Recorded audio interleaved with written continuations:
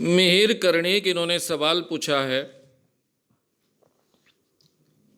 कि आपने स्वामी समर्थ के वीडियो में ऐसा कहा है कि जब कोई कहता है कि हम तुम्हारे पीछे खड़े हैं, डरो मत, भिऊ नकोस मी तुझा पाठीशी आहे, ये पाखंड है, ऐसा आपने कहा है। तो जब कोई माता पिता या फिर पिताजी अपने बच्चे को साइकिल सिखाते हैं तो भी शुरुआत में पीछे से पकड़ कर रहते हैं। बाद में जब ये बच्चा थोड़ी बहुत साइकिल अच्छी चलाने लगता है तो पिताजी कहते हैं मैं पकड़ कर हूँ, लेकिन छोड़ देते हैं। और बच्चे को लगता है कि पिताजी पकड़ कर है, इसलिए वो फिर साइकिल चलाता है और उसका आत्मविश्वास बढ़ता है। तो क्या ये भी गलत है? देखिए, किसी भी झूठी बात का समर्थन करना पॉसिबल नहीं है, ना ही करना चाहिए। अभी हम बच्चों को चलना कैसे सिखाते हैं? शुरुआत में उसको पकड़कर ही चलना सिखाते हैं ना, क्योंकि वो अपने आप को संभाल नहीं पाता है, उठने की कोशिश करता है, चलने की कोशिश करता है, लेकिन कभी भी पड़ सकता है, गिर सकता है। इसलिए हम उनका हाथ पकड़कर चलना सिखाते हैं। बच्चे हाथ पकड़कर चलते हैं, फिर या तो बच्चा खुद अपना हाथ खींच लेता है या फिर हम उसका हाथ छोड़ देते हैं। अगर वो रुक गया और डरने लग गया तो हम कहते हैं कि हम तेरे साथ चल रहे हैं, नजदीक में है, तू चिंता मत कर, चल, हम पकड़ लेंगे। ये सही तरीका है ना? हम तेरे साथ में खड़े हैं, तू अगर पड़ने लगेगा, गिरने लगेगा तो हम पकड़ लेंगे। यही बात साइकिल सिखाने के बारे में होनी चाहिए। जब आपको ये कॉन्फिडेंस आ गया कि आप हाथ लगा के है लेकिन आपको हाथ का उपयोग नहीं करना पड़ रहा है, अब बच्चा ठीक ढंग से साइकिल का बैलेंस संभाल रहा है, तब आप हाथ छोड़ देते हो। तब आप ये कहते नहीं कि मैं पकड़ के हूं, मैं पकड़ के हूं, लेकिन उसके साथ में दौड़ते हो। वो भी देख रहा है कि आप उसके साथ में दौड़ रहे हो। कभी भी कम ज्यादा हो जाए तो आप तुरंत साइकिल को पकड़ लेंगे। और एक बार उसको ये कॉन्फिडेंस आता है कि मैं खुद बैलेंस संभाल सकता हूं, तो उसके बाद में वो आपसे अपेक्षा भी नहीं रखता। फिर आप कहते हैं मैं साथ में आता हूं, तो वो कहता मत आओ, मैं खुद चलाता हूं। और कभी कभी चलाते चलाते वो गिरता है, शायद उसको चोटें भी आती है, फिर उठता है, फिर चलता है, फिर चलाता है। ये सही तरीका है। ये झूठा आत्मविश्वास देकर आप कभी बच्चे का विकास नहीं कर सकते। हाँ, आपके हर अड़चन में मैं तेरे साथ में हूं, ऐसा केवल कहते नहीं हो, कहते भी हो और उसके अड़चन में खड़े भी रहते हो। तो ये एक्चुअल आत्मविश्वास है। अभी कोई एक बाबा है, इस दुनिया में है नहीं है, वो कहता है भिऊ नकोस मी तुझा पाठीशी आहे, डर मत, मैं तेरे पीछे खड़ा हूं। और इससे हमें आत्मविश्वास मिलता है और इसलिए हम निडर होकर आगे चलते हैं। ये अगर कोई बात कहेगा तो इसका मतलब हम क्या बच्चे हैं क्या? जिंदगी भर बच्चे ही रहे? हम कभी विकास नहीं कर पाए अपना। देखिए, मेरे साथ मेरा ईश्वर है, ये मानने का एहसास ये अलग बात है। और जो कुछ करता है, कर्ता कर्विता परमेश्वर ही है, उसके मर्जी के बगैर पत्ता भी खड़कता नहीं है,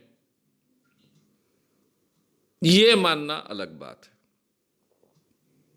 ये मानने वाले लोग ही गुलाम बनते हैं और इसीलिए भारत जैसा देश 1300 साल गुलाम रहा।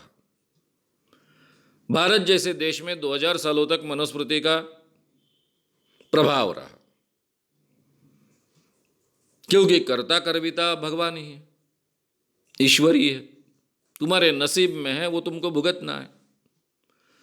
तुम शूद्र जाति में पैदा हुए, तुम्हारा नसीब था, गए जन्म में तुमने पाप किया था, वो भुगतो, ईमानदारी से शूद्र कर जियो। इसीलिए हजारों साल, कम से कम 1-1.5 हजार साल, 2000 साल इस देश में इस ढंग की व्यवस्था चली, सामाजिक व्यवस्था, कि जिसमें इंसान को इंसान कर भी जीने का अधिकार नहीं था। अभी अभी तक थी वो, पेशवाई के जमाने तक।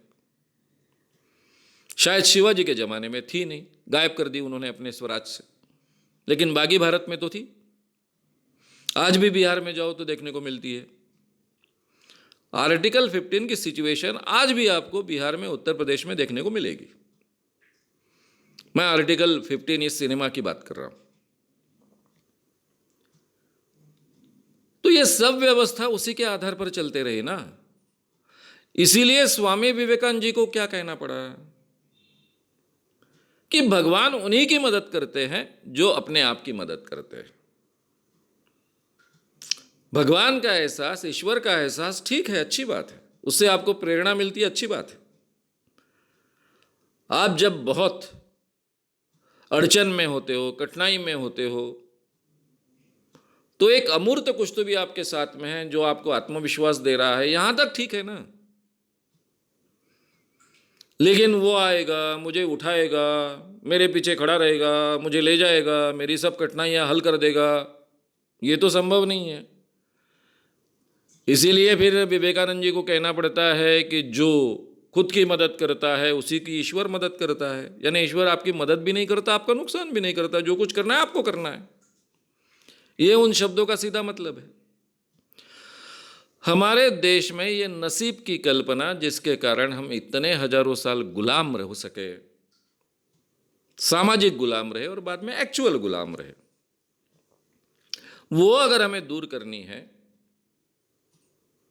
तो हमें हमारी बुद्धि की स्वतंत्रता जगानी पड़ेगी, और इसके लिए इस जैसे पाखंड से हमें दूर रहना पड़ेगा।